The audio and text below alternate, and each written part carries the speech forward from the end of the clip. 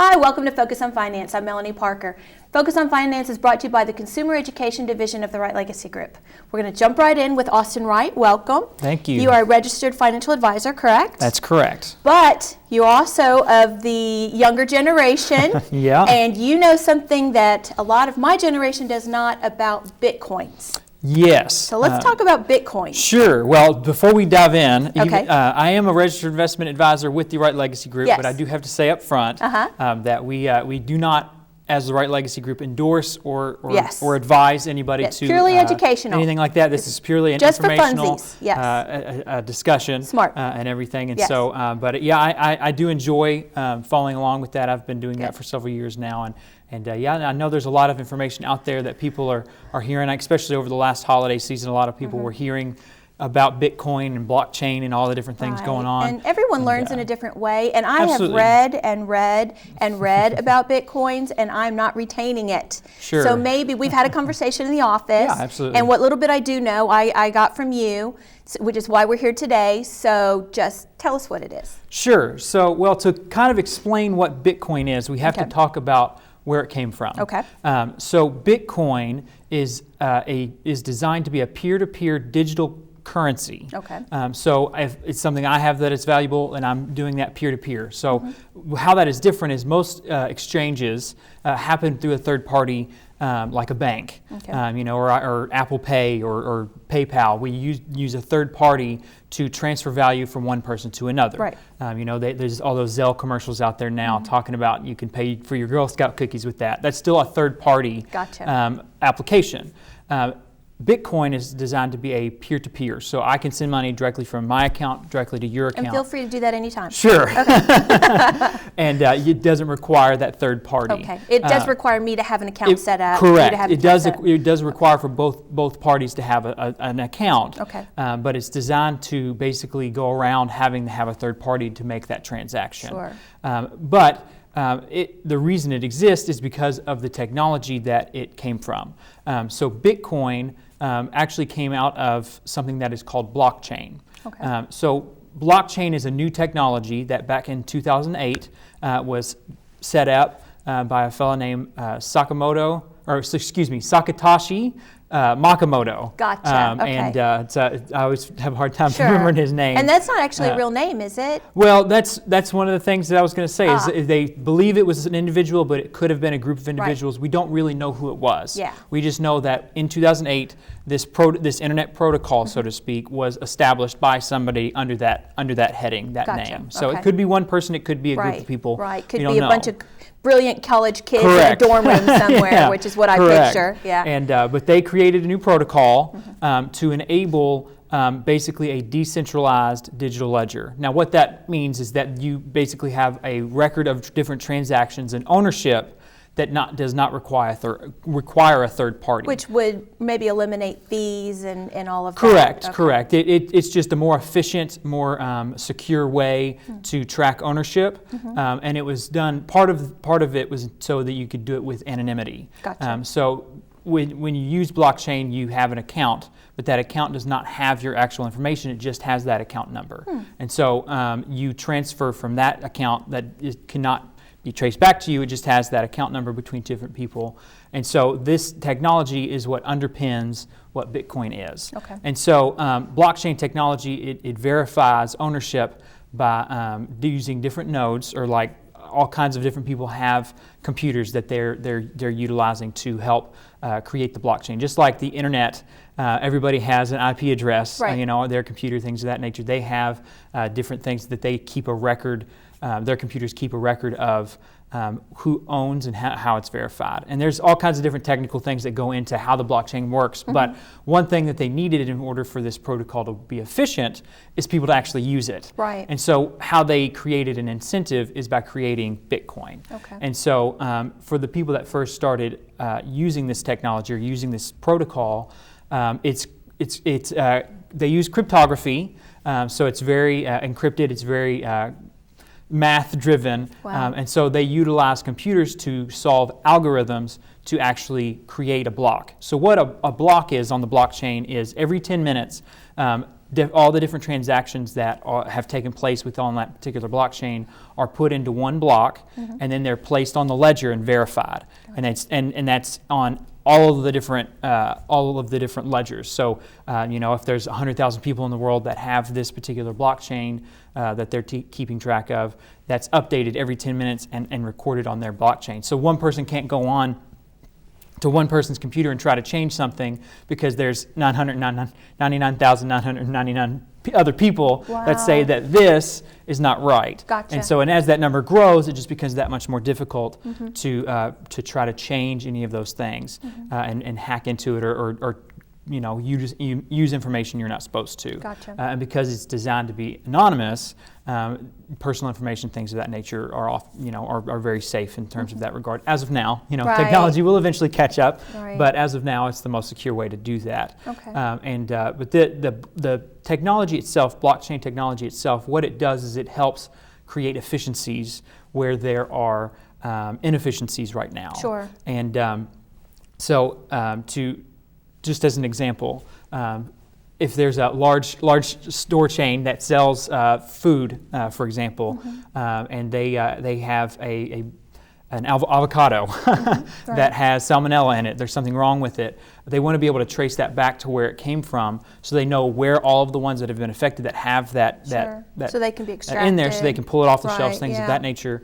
Well, the process in one particular store used to take 2 to 3 weeks in order to find out exactly where that came from, where all of those have been dispersed to. And potentially a lot more sick people. By that point, more people have gotten sick, and it's probably not an issue because all of those are already out of the store because they have gone bad or different things like that. And so, but they have utilizing blockchain technology, they have been able to reduce that 2 to 3 week time frame down to 3 minutes. Wow. And so basically, once they know that something has been affected, they can go in and find exactly where things are, what stores they're in, if they're on the shelves, if they've been bought, anything like that, so that they can do a recall or pull it off the shelves much sooner so it's not as affected.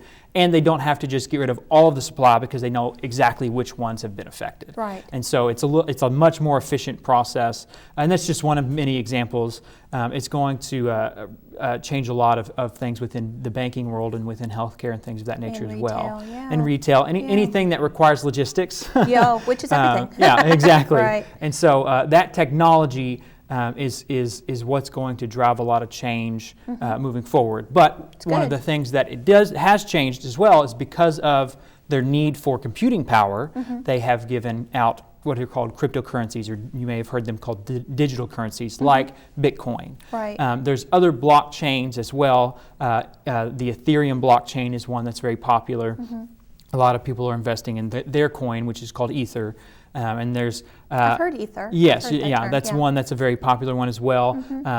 Bitcoin itself has had several what they call forks, which is where they take a ledger up to a certain point, and then they change the protocol, and they have a new protocol that now has a different digital currency, things of that nature. And there's several of those. There's a Bitcoin Gold, Bitcoin Cash came out last year, things of that nature. And so it's an ever-evolving thing, so to speak. It's kind of growing as it goes, and the applications of what it is. A lot of people in this field kind of believe that we're more or less in like the early 80s as to where the internet was. We're at that point of development in blockchain right now, where people are really kind of just now understanding how it can be implemented and how it can change things.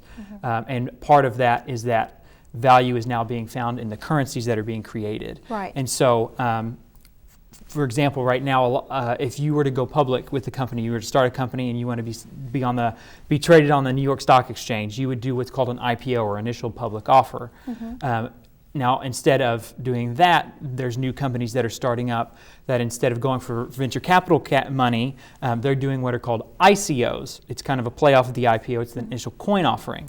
And so what they're doing is basically saying, well, if you invest in us early, we will give you X number of coins, and as our business grows, those coins will raise in value. You will Is that in lieu of like shares? Correct. That's in lieu of like shares or a percentage of the company, things of that nature. They're giving you value through So it's a these different digital language currencies. completely. Correct. It's a new thing. And that's one thing that people are a little concerned with, is that it's really only been around for about 10 years, and it's really only gained a lot of traction over the last couple of years.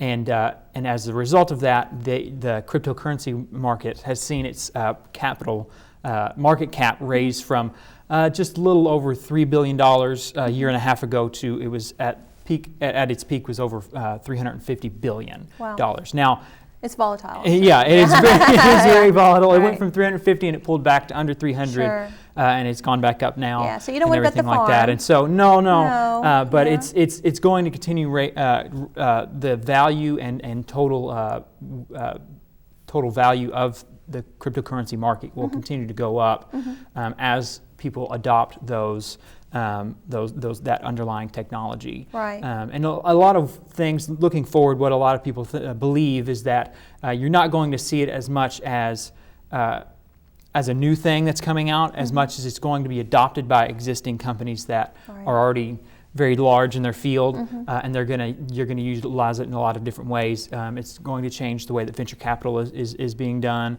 and it's going to probably come across as like a rewards thing. Like Amazon now, you get Amazon points if you use them. There's going to be some kind of incentive that if you behave the way that the company wants you to behave, then you will be incentivized. Right. You will be incentivized by doing that. Gotcha. And so you will get value because you're acting as the ideal client, so to speak. And so as you behave according to how they want you to behave, you will get incentivized. Like it'll show up as like a rewards programs, things of that nature. Gotcha. On the back end of companies switching over to that kind of technology. And but there's all kinds of things that digital currency and things of that nature can do. It's fascinating. It is. Yeah. And one of the major things that has driven the market to where it is it's a very global market. And, it's not just the U.S. doing it; it's all over the place. Which is good. Which is great. Yeah. And in Venezuela and in Africa, where the economies are not as stable as our economies are, and in Syria and places where a lot of people don't always know that the banks that are near them are going to be there, they have jumped into this cryptocurrency market in very large numbers, because it is it's global. As long as you have your digital wallet, which is how you hold your actual crypto access funds to a computer, and really. like that, which is more or less access to the internet. You have that value, So for people that are in Syria who have lost everything, they're now refugees. They find themselves, in Germany or somewhere in Europe. They if they have those digital currencies, they have everything that they need in order to. They have value that they can continue. They can start a new life with. They're not just starting over from nothing. And so that's why they have flocked to that in large numbers. Is places in the world that are a little bit more volatile. Doesn't you don't necessarily have to be something tangible. Correct. It's a very intangible but very reliable means of storing value and having value outside of the traditional. So it traditional never marketplace. actually. If I have those investments, if I have 1,000 Bitcoins. I cannot go to a bank and withdraw anything. It's all done online, correct? As of right now, it is. Okay. There are some places that are starting to develop what are called Bitcoin ATMs. So where basically it does you give it your more or less your Bitcoin address for your digital wallet address, and it transfers the value of Bitcoin and changes it into U.S. dollars. So whatever that exchange rate is right now. Whatever that value is of that day, does it change day to day, kind of like a market rate? It does, yeah. Okay. Right now, they move quite a bit. They trade in relation out like a currency. But one of the biggest differences is that right now it's not the Bitcoin and the cryptocurrency market is not really regulated, and that's why there's so much volatility, and that's why there's been so much. You'll hear about different people that they have money on exchanges. Like there was one in Japan last month. $450 million just went away.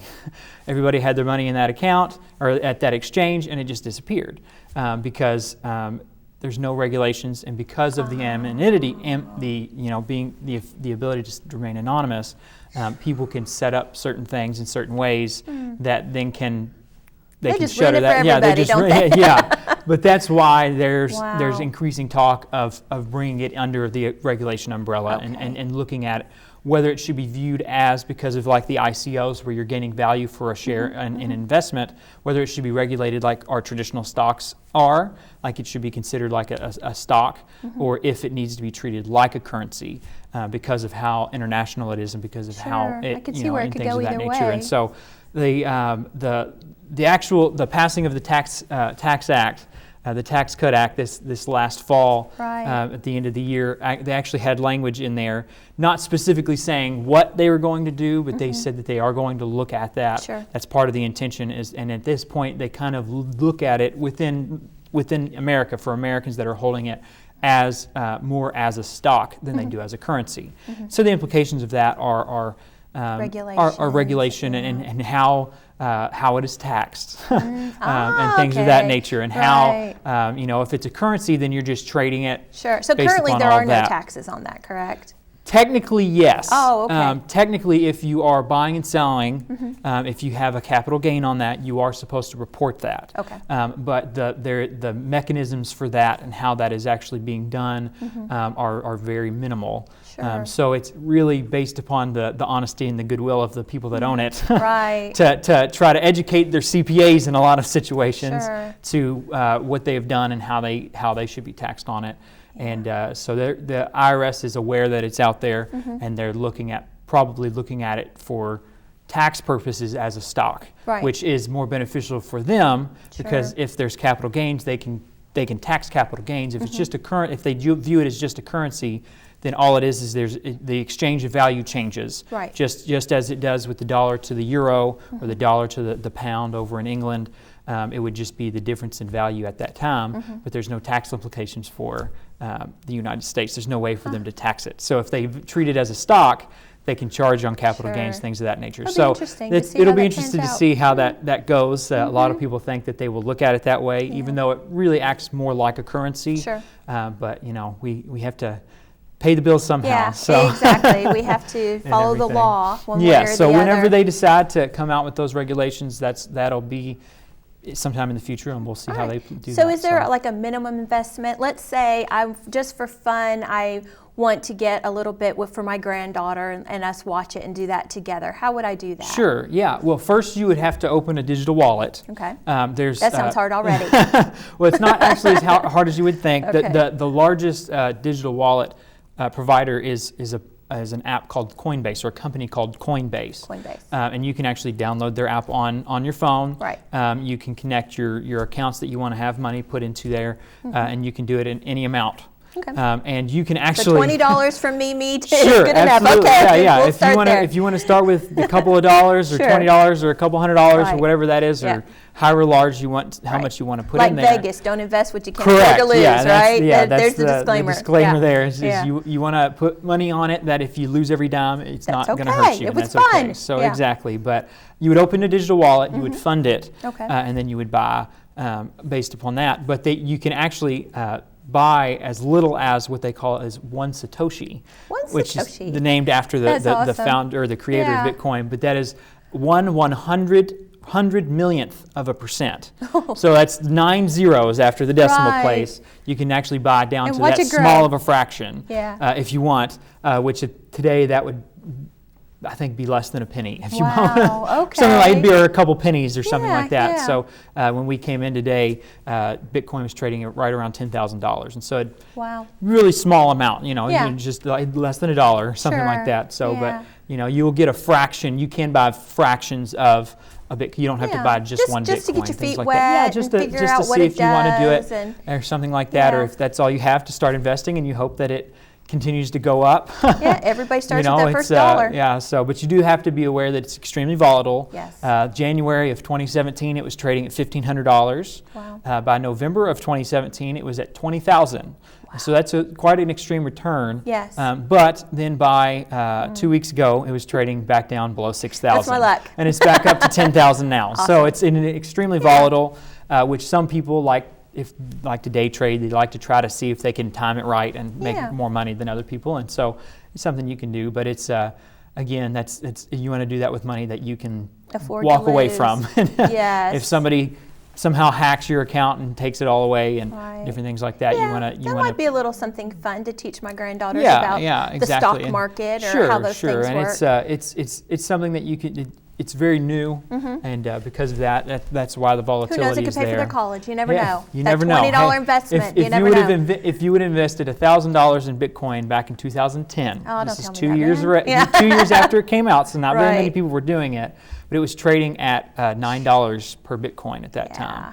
And so that would have been worth several $1 million today. But if we all had hindsight, it's Yes, 2020. yes. If we all knew, We we get all that would have travel we all machine would have going. put all the equity in our houses. We all would have sold it and put as Yep. much money in there as possible. Yeah, I'm gonna work and on we that would have all time travel been doing machine. We're going to good. go back a few Exactly. years. We've got it all figured out. Yeah. Yeah, no. So, but yeah, no. It's a very interesting market right now. It's a very interesting concept, and just like the internet revolutionized the way that the world operates, blockchain has the potential to do the same thing, just in terms of how efficient things can be and how the world will operate. And one of the biggest differences is that if things that are on blockchain, they give value to those that create value.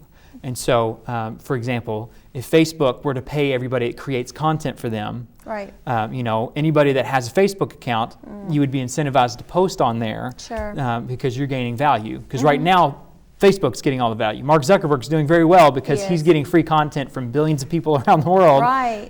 As to where Yeah. if it was built on a blockchain platform, they would be able to give value to the people that are actually creating content, as well as creating value for themselves. Right. And so, that's something that will drive a lot of change moving forward, is that people that are actually giving content or giving value to something Right. will get value in return. I know. I feel like I contribute a lot of good stuff to Facebook. Yes, yes. That's And just me. that's just an example of a company that you could see a major change in, Right. in the way Yeah. that if they adopt it in that way, then that would be they would remain valuable. But if another company creates something similar to what they have, with that incentive Right. of being able to give value to people that are on their site, then that may be what eventually That's fascinating. knocks them off and makes them the MySpace of the 20 teens Yes, or whatever. yes, And so yeah. it's So it's if just, I it's want amazing. to watch what Bitcoins are doing, where would I go? Sure. I'm sure there's multiple places. Yeah, so there are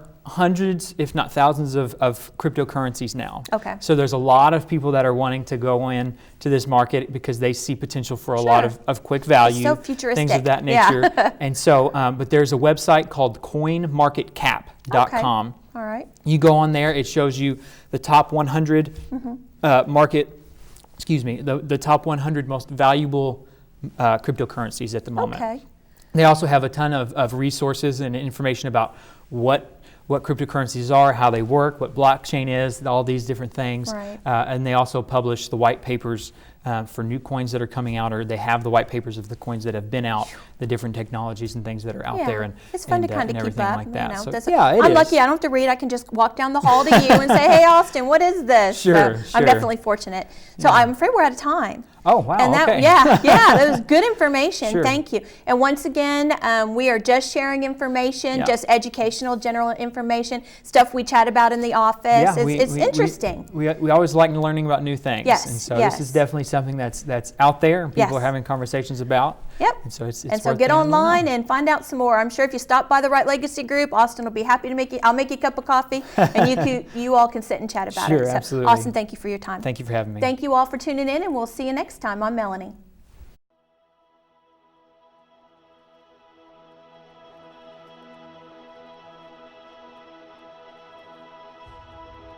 I consider it an honor to be able to work with my father. It's always a unique experience, not only having been raised by him, but now working alongside of him. I get to see how consistent he is. The principles that he raised me with, I get to see him work out every day and live out in the way that he works with clients, as well as the way that he leads the business. 3 decades ago, I went on my own, home owned shingle. When you do that, you're taking a lot of risk. That's what entrepreneurs do. But I came to a point in life that I got tired of trying to live by other people's rules. There's a higher standard of the rules that I want to live by and raise my family by. I saw the way that he was able to just build relationships with those that he was working with. You could just tell that what he was doing made a difference. And that's something that I wanted to be a part of. The word legacy is a word that's been around a long time. Legato, I think, is where it actually, the root of the word there. The Bible says that a wise man leaves a legacy, an inheritance to his children's children. So in our planning, we are trying to make sure that people are not only living and take care of their needs of their family today, but are creating a long-lasting effect so their children and their grandchildren can have a better life and a better future. The Wright Legacy Group is a combination of advisors that can provide individualized, tailored plans to families, teenagers, the millennials, the Gen Xers, Gen Yers, and the seniors that we love so much. A legacy is how you're remembered. A legacy is who people see you are and what your values are. It's not just monetary, it's about who you are and what defines you.